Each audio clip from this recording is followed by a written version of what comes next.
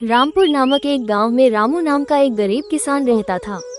रामू मेहनती था, परंतु उसके पास बहुत थोड़ी सी जमीन थी। उस जमीन से जितनी फसल होती वो उसके परिवार का पेट भरने के लिए भी मुश्किल से ही पूरी पड़ती थी। उसकी गरीबी और मेहनत को देखकर गांव के लोग कहते, रामू, इतनी मेहनत का क्या फायदा? तुम्हारा भाग्य ही खराब है जो तुम इतना परिश्रम करने के बावजूद भी गरीब हो। ये सुनकर रामू थोड़ा उदास हो जाता, पर फिर भी वो मेहनत करना नहीं छोड़ता।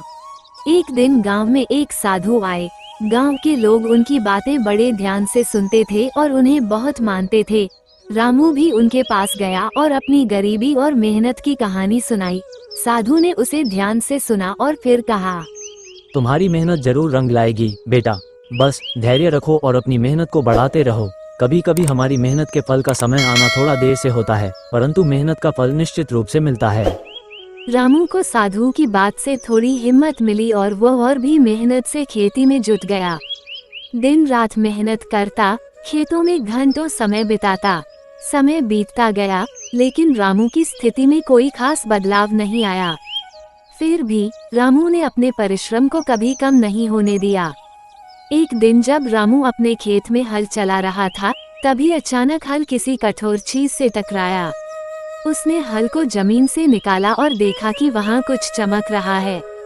उसने मिट्टी को हटाया तो एक पुरानी धातु की हांडी निकली। उसने हांडी को खोला तो उसकी आंखें चमक उठी। हांडी में सोने की मोहरें भरी हुई थीं। रामू को अपने भाग्य पर यकीन नहीं हो रहा था। उसने साधु बाबा की बात को याद किया कि मेहनत का फल अवश्य मिलता है। रामू ने उन सोने की मोहरों से थोड़ी जमीन और खरीदी और बेहतर बीज और साधन जुटाए। अब उसकी फसल बहुत अच्छी होने लगी और कुछ ही सालों में वह एक समृद्ध किसान बन गया। उसकी मेहनत और भाग्य ने मिलकर उसका जीवन बदल दिया। इस घटना के बाद गांव के लोग भी उसकी तारीफ करने लगे और कहने लगे, देखो, मेहनत का फल मिलता ही है, बस धैर्य रखना जरूरी है। रामू ने अपनी मेहनत और धैर्य से सिद्ध कर दिया कि सच्ची लगन और परिश्रम से किस्मत भी हमारे साथ चलने लगती है। अगर आप सारे लोग इसी तरह का वीडियो देखना चाहते हैं तो मेरा चैनल को सब्सक्राइब और शेयर करना ना भूलें।